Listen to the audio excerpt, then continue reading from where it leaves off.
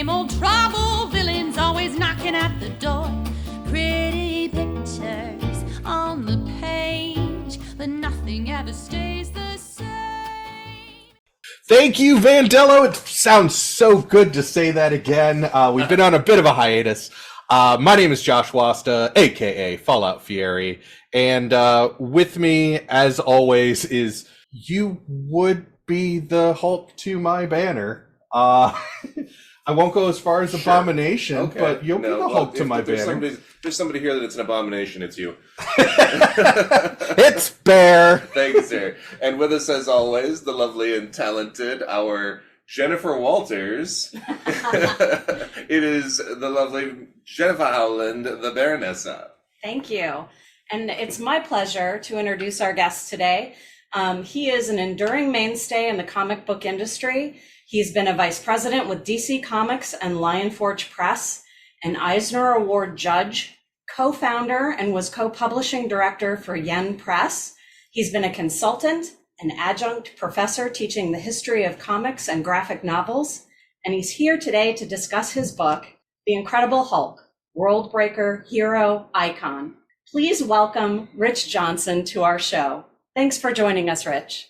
My pleasure. Hey guys, how you doing? Great. We're fantastic. Thanks for joining us on a Sunday or a Saturday afternoon. Rich, the first thing that we ask all of our guests that come on here, whether they are, asking us to explain a difficult comic book storyline on our Rec Conversation show, or here on Graphically Novel, where we take media and explain kind of maybe where a good jumping on point is for the character. We ask everybody, what's their history with comic books, starting from when comic books entered your life? Sure. As a kid, I had a single mom. We actually lived with her mother and her stepfather. And she would give me an allowance, and I'd go down to the local grocery store. They used to have them stacked up at the bottom of the magazine rack, and buy a huge stack of comics every week. I think it helped me learn to read. I think it also helped me to be potty trained, because there's this infamous photo of me on the toilet with a Donald Duck comic. When I was much younger, I tried to destroy over and over again because it was embarrassing. And I think I actually put it on Facebook once and said, "So is my career in the toilet?" So I read as a kid.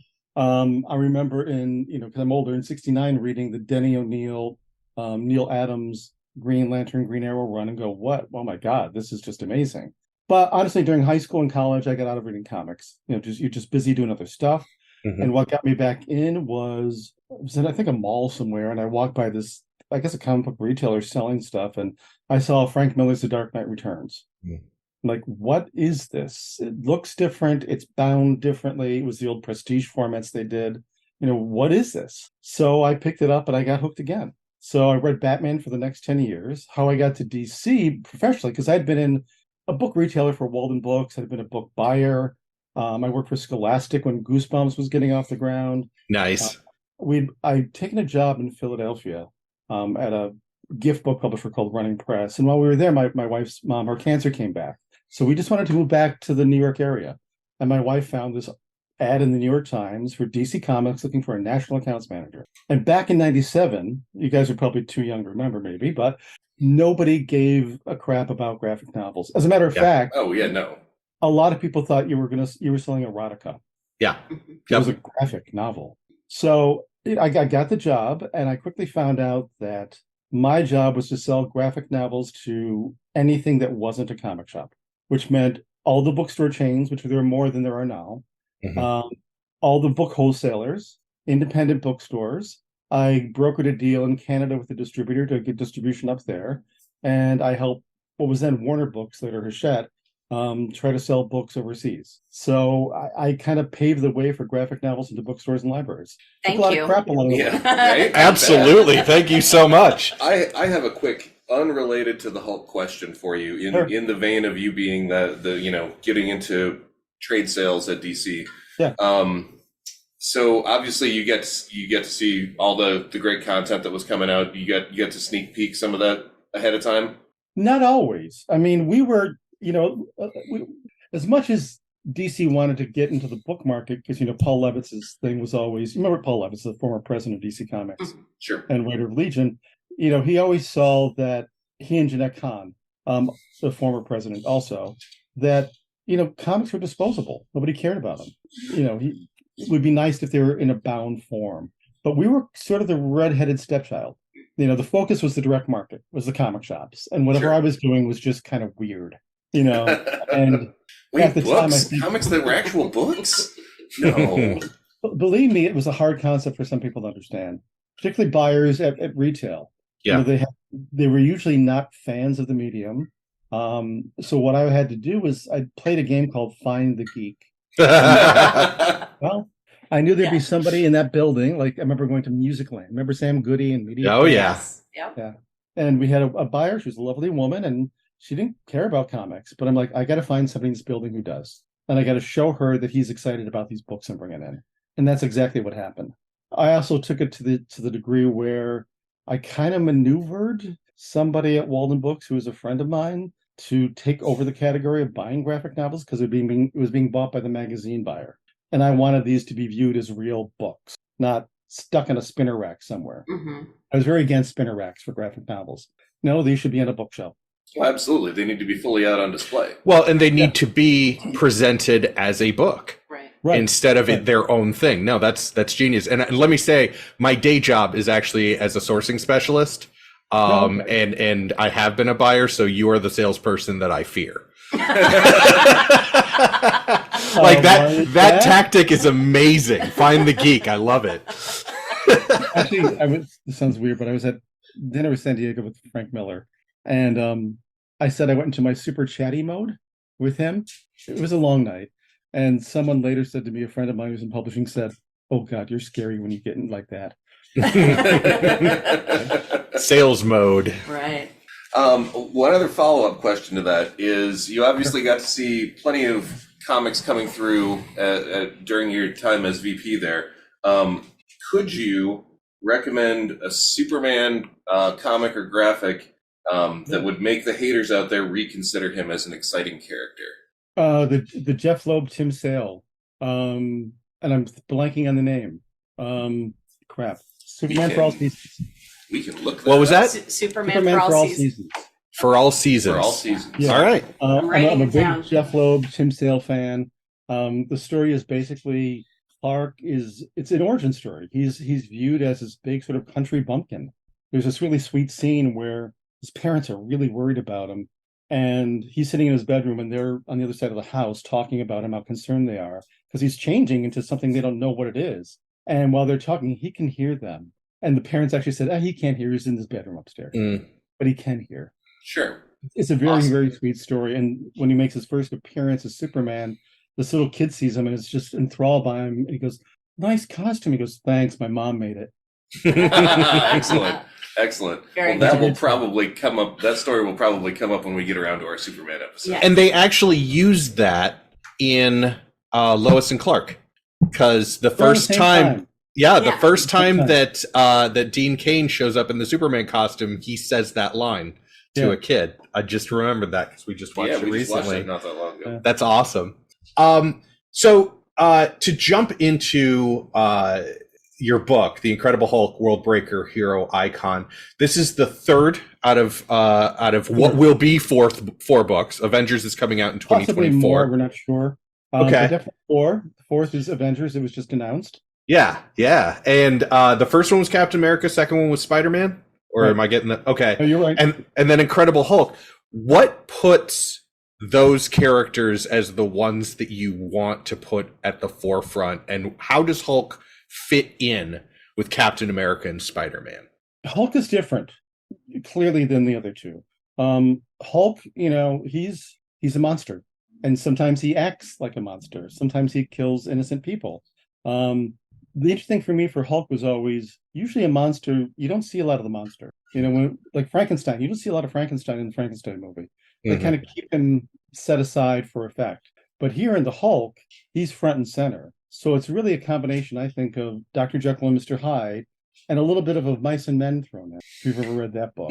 Yeah, absolutely. The strong guy doesn't know his own powers, and the other guy who's the smarter guy, the farmhands. And it's a balance. They're two individual people, and sometimes Hulk's two individual people. So it's a little bit different. It's a monster story. I didn't actually catch that reference until you brought it up in your book, where you're talking about Grey Hulk and the scene where he's actually got the He's rabbit got in his little rabbit in hands. his hand. I mean, Yeah. that's the big line from Mice and Men. Tell me about the Right. rabbits. Mm-hmm. Yeah, and I had not I did not make that connection in my brain until I saw that in your book, and I was just like, oh, that's amazing. Why didn't I catch that before? Bear, I'm actually going to ask you a question here because you are probably the most well-read Hulk fan out of all of us. I mean, famously, that is not a lot. Like Right. after reading through this book, there's so much more I need to read. famously, you're our media guy. Like I was the comics person, except when it came to Hulk. What story in here has gotten you to the point where you're like, I'm going to find that and I'm going to read it? You say that, and now I actually have to. And I drop stuff. Now I actually have to flip the book open because I had that mentally noted, but I forgot to actually jot it down in my notes. We're 10 minutes in, you stumped them already. Right? Yeah. You got me going already. Actually, Totally Awesome Hulk was Yeah. the one that stuck out Oh. immediately as I was flipping through. I was Amadeus just like, Cho? yeah, I Yeah. got to read some Amadeus Cho because I've never read any of it. One thing I liked about Cho was that he designed pants that would grow with him. Right? I saw that in there. I was just like, this Yeah. is obviously a kid that's on top of it. Yeah. Very confident, very cocky. Yeah. Very different than Bruce Banner, who tortures himself. Yeah, almost along the lines of She-Hulk, Jennifer Walters being like very confident, being in control all the time, and except for that when his pants fell off and he was still talking to the chick, and he was, oh, wait a minute, sorry, gotta go. I love that she always broke the fourth wall too. I think in the cover Yes. of the second series they did with her, I think it's the very first cover, she says, buy this comic or I'll come to your house and tear up all your X-Men comics. Yes, Which is a legitimate threat to Josh. it's true. Well, and reading that, actually, that was one of the comments that Jen gave me. Again, my co-hosts, I had this idea, but I wanted people that weren't as intimately familiar with comics to give Sure. that perspective. And so when Jen comes to me and is like, how have I not heard of this? It's a big deal. And for her, that was She-Hulk. Yeah. Not just after the show. Like, she was interested in the show. We loved the show. Yeah. But the actual comics, she was like, how have I not read more She-Hulk? Right. She's Well, a I great mean, character. she Yes. is a fantastic character. I mean, before I met Josh, really my only foray into comics were the Sandman. I'm quite comics. familiar with those. Yes. Yeah. And then before that, the Archie comics, the stuff that was like next to the Reader's Digest at the grocery store. So yeah, I since meeting Josh and getting more into comics, I don't know why you didn't introduce me into She-Hulk. Well, I've I'm loaded gonna it onto blame your you. tablet, but It's always your fault, Josh. yeah, that's fine. We have Hey, to it's do, not my fault for a change. That's I'm right. okay with this. well, and we will be doing. Jen, though, Oh. you Okay. only read Archie. How did you find Sandman? A friend of mine gave it to me. He had the full run in long boxes individually Oh, wow. in little, Okay. yeah. Bagged And boarded. he had them bagged and boarded, and he thought it was important enough for me to read that he gave me his bagged and boarded long boxes and said, just don't eat or drink when you're reading them. Yeah, a real, quick, Neil. I when I met him, he had just finished the run of Sandman. It was in '97, and he hadn't really been doing. He did a couple. I think he had Good Omens was out. It was a moderate seller, and I think he had done Neverwhere, Yeah. and that was about it. So I didn't really know. I didn't read Sandman before I got there, so I didn't really know who this guy was. To me, he was just some guy with long hair and a leather jacket and black pants and black t-shirt. I was like, Rich, I want to get my books into bookstores. I'm trying to get Batman in right now. I'll see what I can do. But it's 20 years ago this year that Endless Nights became the first New York Times bestseller by an American comic company. That's fantastic. That is Yeah. fantastic. Yeah, I have long since been a fan of Neil since Sandman was actually coming out in And he's actually a issues. really nice guy. Oh yeah, He's a very nice guy. he seems it. And it's always great to have that confirmation that people, are who you think they are, especially in the industries that we frequent. We've said on the show before, a lot of people give Warren Ellis a lot of crap right now, and I'm like, Warren Ellis has pretty much always told you who Warren Ellis is. There's nothing you could say about Warren Ellis that he did not show you in the 90s or later. So the chapters of your book go through kind of different stages of Hulk and how he's been described, and that's incredible, rampaging, savage, and immortal. Mm-hmm. How did you decide what stories to put in each of those? The process is, when we decide on the character, I ask friends, what are the best Captain America, Spider-Man, Hulk stories, Avengers stories. I make a big list. We send it to Marvel. They say, how about this? Maybe not that. And we pare it down to 30 titles. And then the next process is, as I read them, and I do read them all, we have to rank them. Because those levels really that you see are really kind of what you need to know about the Hulk in order to understand the story better. Sure. The easiest one to get is Captain America, because it's private, corporal, sergeant, captain. Oh, nice. Okay. Yeah. So that's how that came about. So at the private level, they're kind of origin stories you don't need to know much, except he's a superhero to really get the stories. And as you progress, and if you've seen the Hulk, it's like the stories that near the end of the book are like World War Hulk and Planet Hulk, where you kind of have to have some of the mythology behind it to know what's going on. Yes, because these are obviously like world-shattering storylines. Yeah. Yeah. So I guess the other question is, even in the chapters, it seems like they're not linear. Like you're not following a chronological order. And that was intentional. Okay, yeah. So what was the intention behind that? Partly was just sort of the order that would be fun to read them. A little bit was the designer. This would look better here. I mean, certainly the first chap, I kind of just come up with it organically. Like clearly the first appearance is always his first. Right. And then I guess it's sort of like building it. How does it build as a story arc on its own? What are the stories to have in the middle and what are the stories to end with, kind of thing. And you kind of got to mix up a little bit the newer stuff versus the older stuff. Because some of the older stuff, in all honesty, it's got to be, sometimes the dialogue's a little clunky in the 60s comics. So you don't want necessarily 2 or 3 of those in a row because you want to break it up a little bit. We've run into that quite a bit on this show. In fact, don't get me started on Dark Phoenix.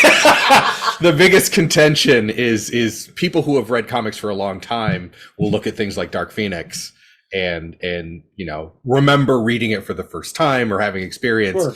And then you have people that are reading it for the first time and in their 40s, like me, and going, "What the hell?" It's a little clunky.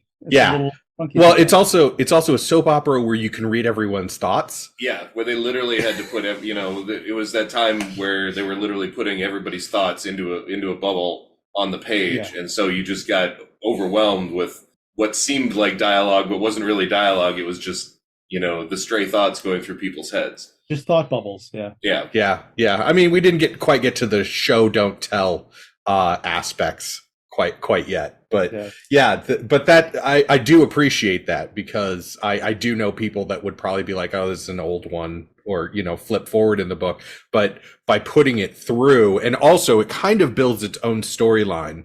And one of the things that Bear and I both noticed and both appreciated is you explain just enough of a storyline to get people interested, and then don't give away the ending. You're like, oh, are you curious about this? Go read it. And it's done very well with, an appreciation of explaining everything without being like overbearing or patronizing, like literally going like, She-Hulk breaks the fourth wall, and here's what the fourth wall is, and without looking at somebody being like, well, how do you not know what the fourth wall is? You're reading comic books. It's just and there've been a few times where like Marvel and I had to talk about explaining those things, because sometimes you don't know. Like there's a Spider-Man one where the story starts out, Peter Parker and Aunt May and whatever her boyfriend was, whoever he was at the time, are at a lawyer's office. They're signing a deal to make her home into a boarding house, and to celebrate, they're going to go get an egg cream. Right. I mean, who the hell knows what an egg cream is? Exactly. Born in 1930. I only do because I'm a fan of The West Wing, and Toby Ziegler talks about it at one point with the president. But that's it. Right. Yeah, exactly. And they didn't want me to include the description, but I said I just read the Mel Brooks autobiography, and he talks about his love of egg creams, and he explains what it is. Nice. Yeah. I mean, it's just some of these industry terminologies that people might not know. Like if you're going to talk about the four color world without explaining to somebody that's never heard the terminology before, like how do you not put that in there? Well, really, the book was sort of what I did for a living. You know, Yeah. when you pitch a book to a buyer, you've got to.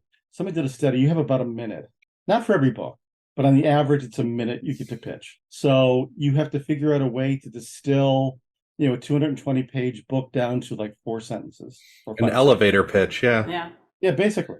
Like the one I used to use for Why the Last Man was one day every man on earth dies except one guy and his monkey. Yep. I got plenty of questions I want to ask about that. What are you talking about and what is that? Yeah. And why is the monkey still alive? Right. Why is he still alive? Which ampersand's fate is a huge question in and of the whole story itself. Exactly. You kind of already answered this question that I had in my notes here. That the book mainly sticks to Hulk's home turf, his own titled comics. I was wondering if you had any particular opinions on Hulk's appearance in other titles and if you had a favorite. Let me think for a minute. I'm trying to think of some of the Avengers stuff that I've just done. Well, like that, or like, what did we do? Old Man Logan and Secret Wars and... Well, I think it's, God, I'm trying to remember the U.S. Avengers, when it's not General Ross as Red Hulk, but it's somebody else as Red Hulk. I saw that. I did not realize that storyline even existed. I'm like, wait a minute. Wait, Ross isn't Red Hulk? What's going on here? Yeah, there's and that he's a part of U.S. Avengers. And I'm blanking on his name right now. He's another general who worked with Ross. But his is not the effects of gamma. He has like a device that's sort of kind of like Venom in Batman that injects him, and he gets to be a Hulk for an hour. Which is I think your dream there. Yeah, right? Bane right? Hulk. I just get to be Bane Hulk right there. Yeah, and I used to call Venom, Venom, which they use on Bane. It was steroids on steroids. Yeah, basically. So obviously, our show is focused on people who are familiar with the media. And the media was not just the MCU. There was also the Lou Ferrigno show in the 70s. Sure. There was the Ang Lee movie that Bear will argue with me until he is blue in the face. It's is not much a better. bad movie. It's just not a great movie. Right. I mean, it also has Edward Norton. No. That's the Incredible Hulk. That's the Incredible Hulk. Yeah. Sorry. That one was Eric Bana. Eric Bana. Yeah. Yeah. And don't forget all the animation.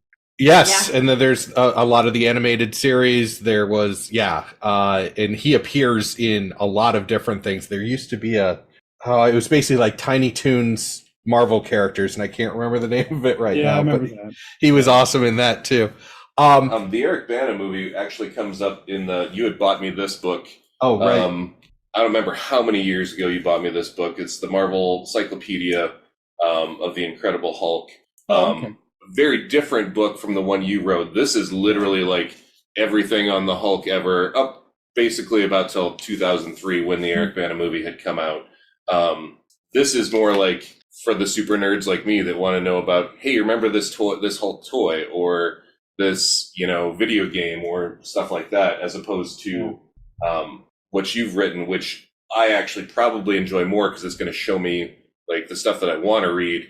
Where can I go to find those things? Yeah, it's for people who are new to it and people like you who may not have read everything, but you kind of, and you're like, oh, I didn't know that story. That sounds exactly. You go find it and read it.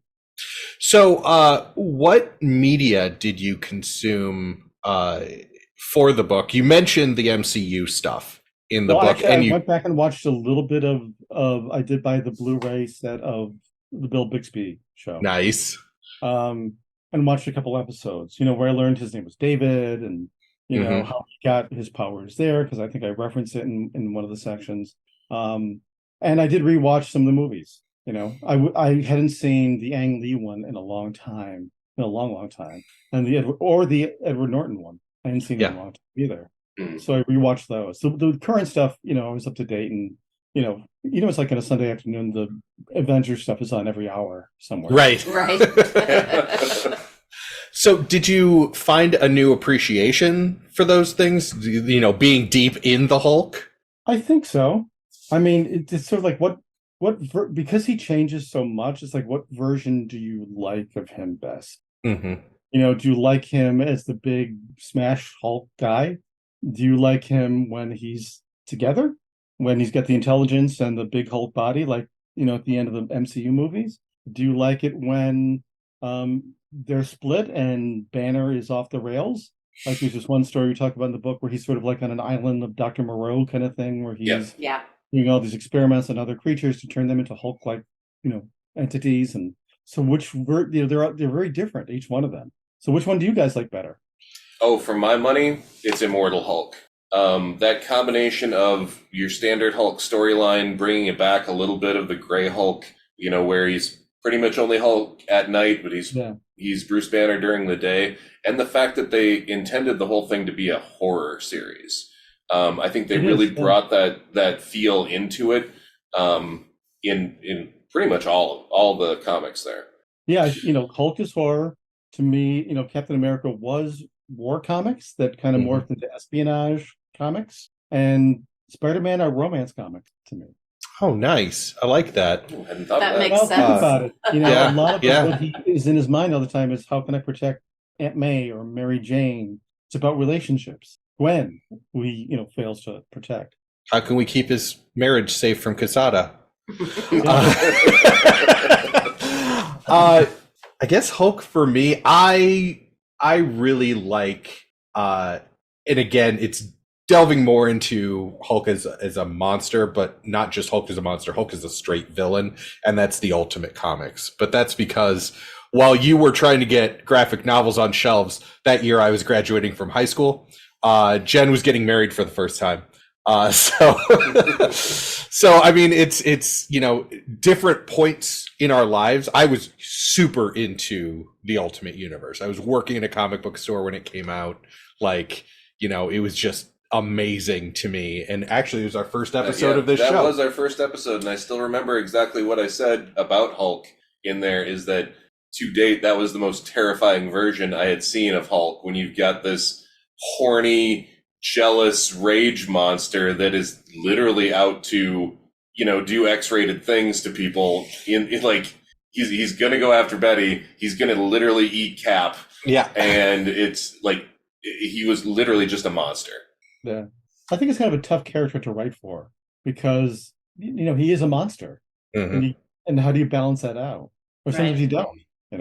Yeah, I mean, how do you make him a redemptive character? How do you make him a hero? How do you make him something that people can relate to? And I think that that's why I like, on two sides, I like when they're completely separated, and when, sort of the Bill Bixby series, where he is constantly trying to find a cure for what he becomes, to the Mark Ruffalo Smart Hulk, where they're combined. It's like, how, who do you empathize with? Those are the two. What led up to Planet Hulk and World War Hulk? He went crazy in Las Vegas and killed a bunch of people. That's why, the Illuminati sent him into space to get rid of him, because they thought he was too dangerous. Right. Which, reading through this, Las Vegas seems to be a place that the Hulk destroys a lot. He's in the desert a lot. Well, because the explosion was it, and he goes to a lot of diners. Have you noticed that? Yeah, he does. Lots of diners. He goes to a lot of diners. Not much to do in the desert, but go to diners. If we ever sit down and we're playing a role-playing game, and y'all walk into a diner out in some small town in the desert, just know that it's going to turn into a Hulk, a Hulk cameo here sooner or later. Note to self: will not do that. In New Jersey too. Yeah. Well, that leads perfectly into my next question, which is for everyone, but we'll start with you, Rich. Is Hulk a hero? Sometimes not. Sometimes he's a villain, and that's what makes him, I think, sometimes I think, tough to write. And it is interesting that that he is so loved too. He's this destroyer of worlds, world breaker, but people still, buy the little foam rubber Hulk hands and pretend to. Because I say everybody is a rage monster inside of them. That's what's Yeah. relatable.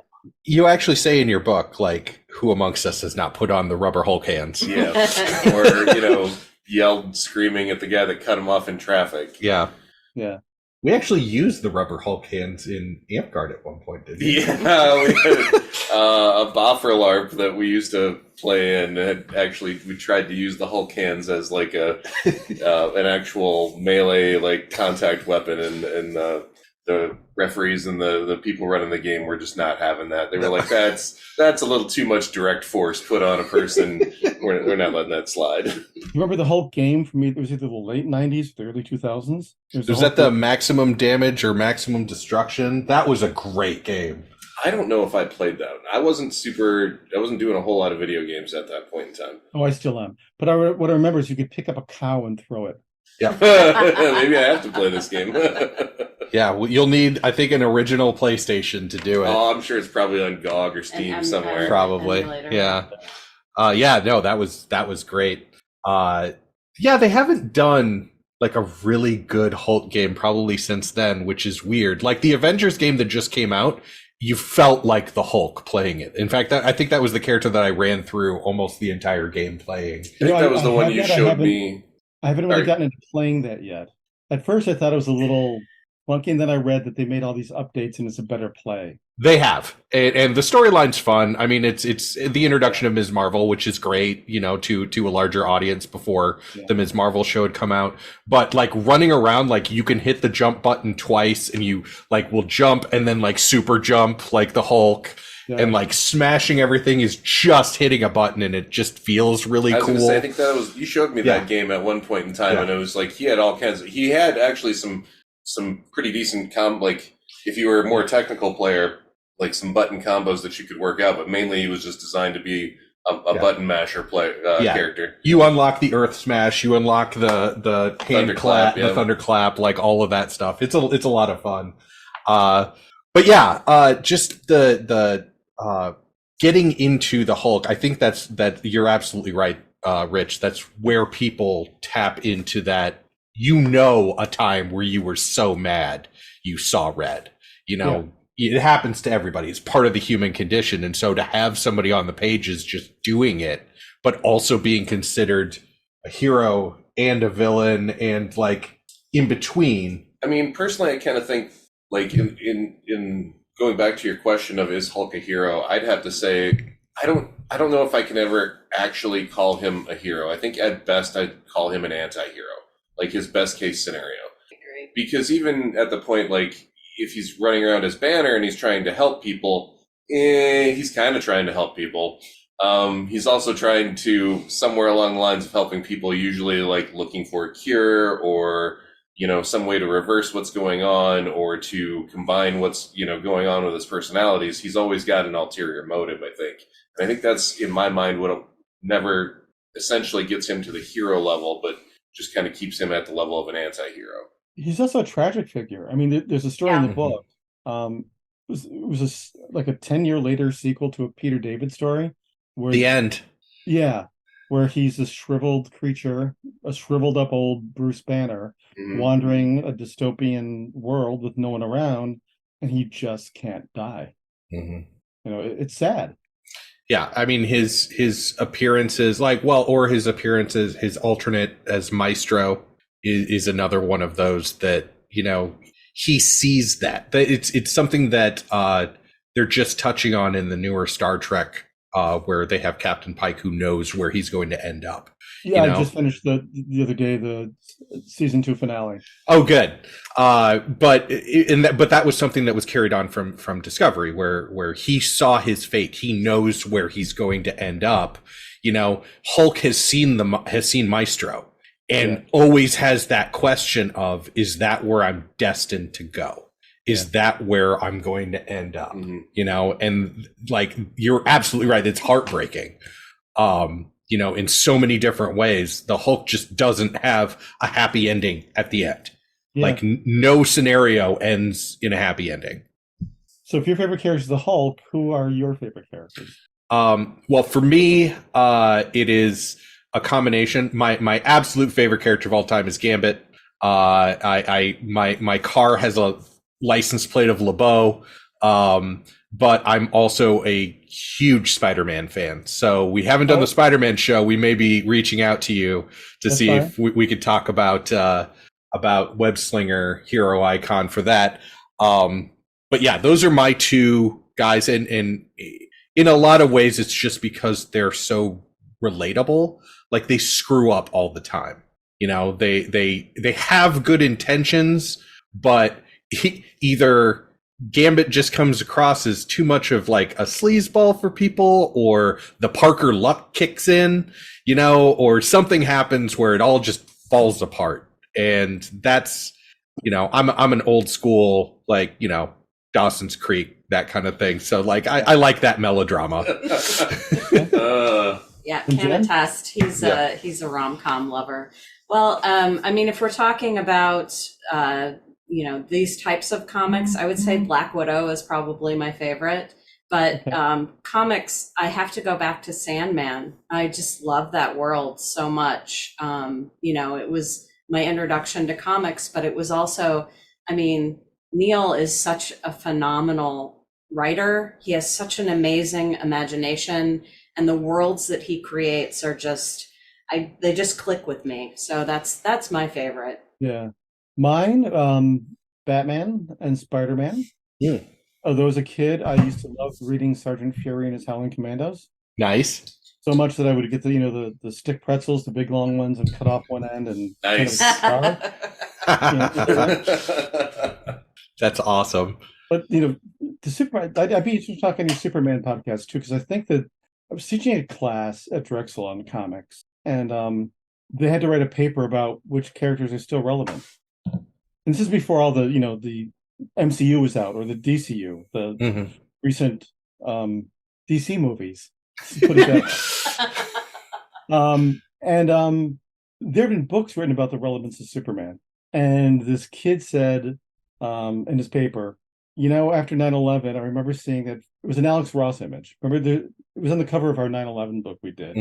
It's Superman with Crypto standing in front of a mural of firefighters and first responders and police officers, and he just says wow, which dates back to a 1930s or 40s ad they did with the little kid looking up at the superheroes. There was a little twist on that, and he said, at that time he was the superhero we needed. I thought that's right. He has to be the goal. He has to be what you aspire to be. You know, he shouldn't be dark. You know, let's just forget about that. A dark Superman is not a good Superman. He needs to be positive. I think Tom Welling was one of the best Supermans out there, even though he wasn't, because you always got a sense with him that even if he didn't have powers, he would fight for what was right and for what was just.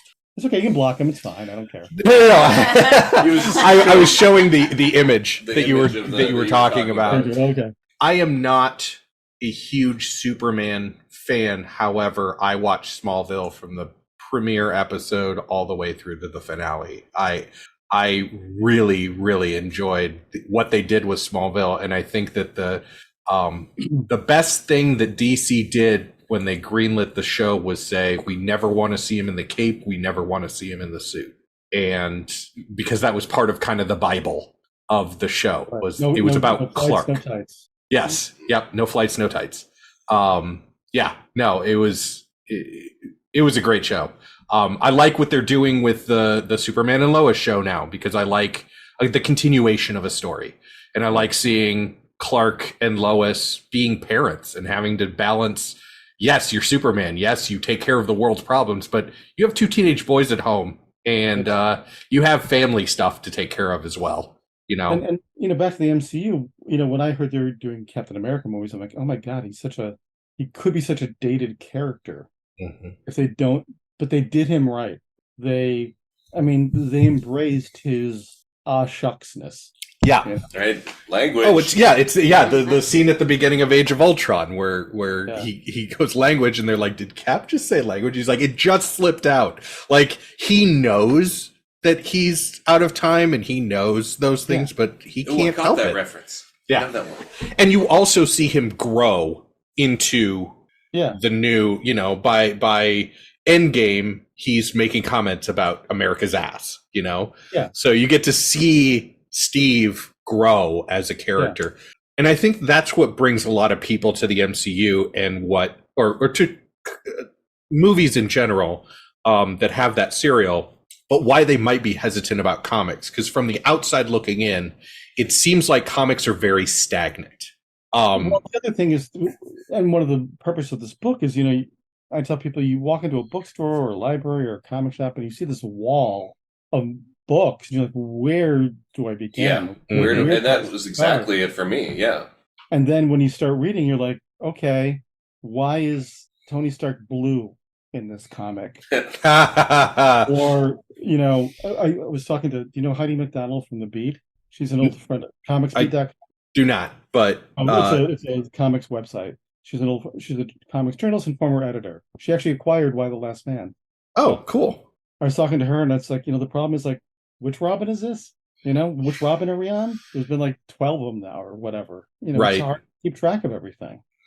Yeah, and that's been kind of our mission statement, and obviously yours with these books is to try and bring people the answer to that question, because it's if it's something like Doom Patrol's had 3 seasons, and people are like, where do I start on Doom Patrol? I'm like, well, here is the closest approximation to the TV show and also a starting point.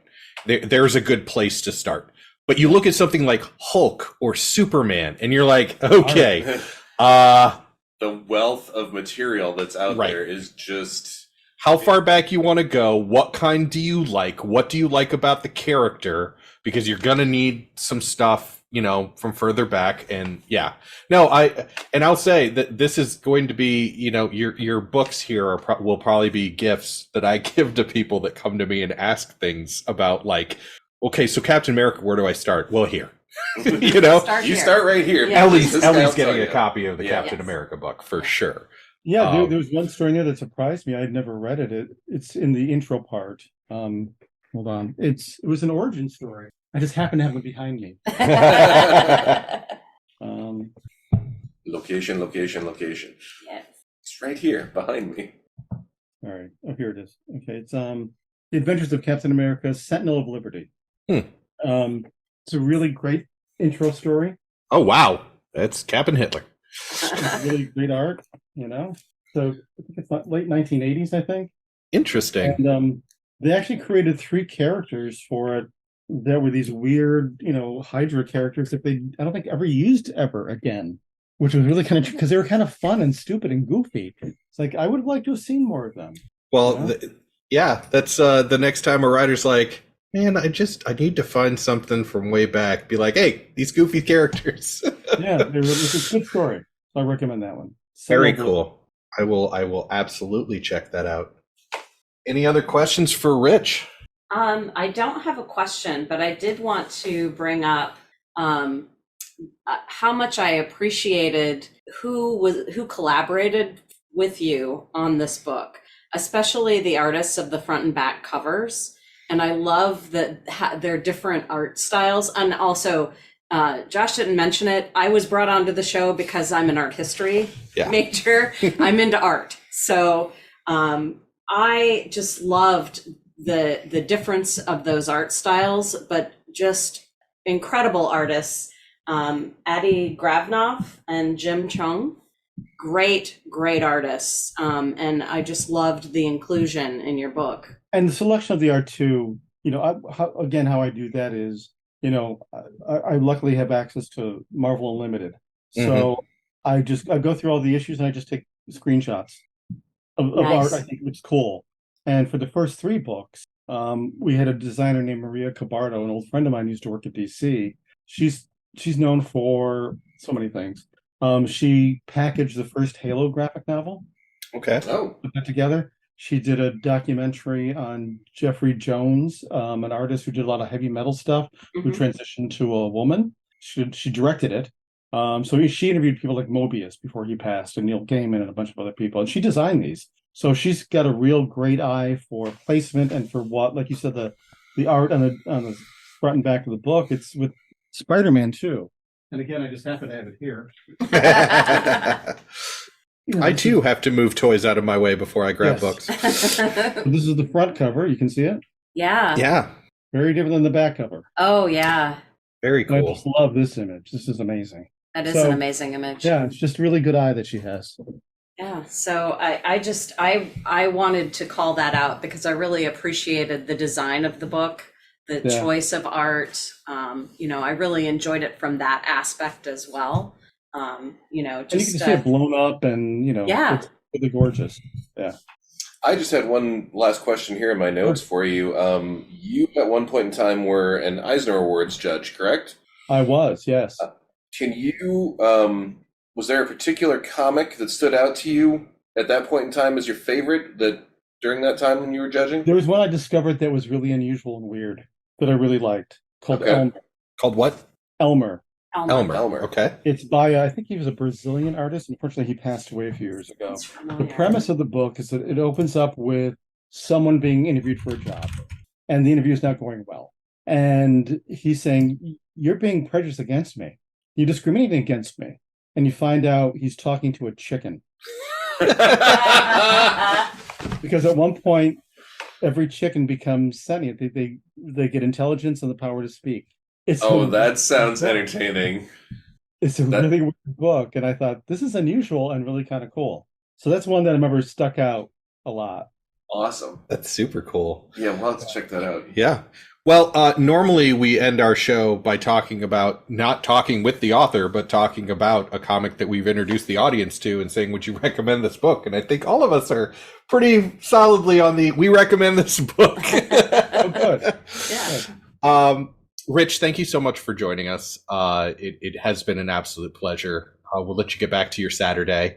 But I will be in touch with your agent to see if we can get you back for like Spider-Man or maybe even touch base if you want to do a little bit of Superman talk.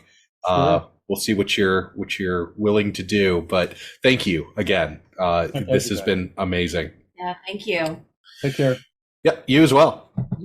Well, everybody, that is it for our pretty major first episode back, huh? Right? Yeah. Tune in. This is just the beginning of our Hulk Love Fest, where we will be going through and talking about all of our Hulk.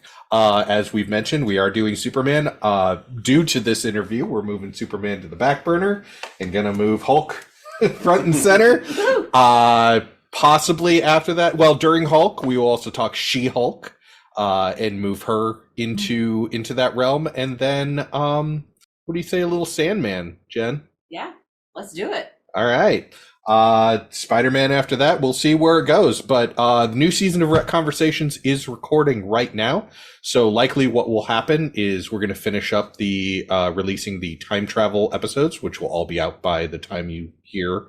And then probably a season of Rec Conversations. Oh, no, sorry, the Hulk, season of Rec Conversations, Superman, and then the content will go from there. But until then, take it away, Mandela.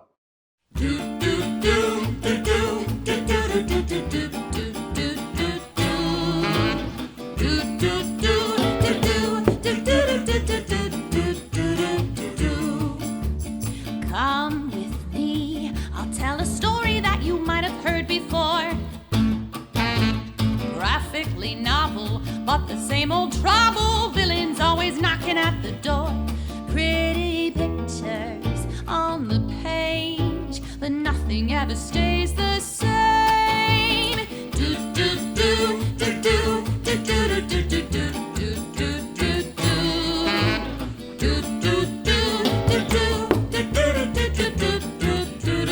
do. Come at me, and I'll show you something you ain't never seen before. Right or wrong, oh can't we all just get along? My mask is no different than yours. Pretty pictures on the screen, but nothing's ever as it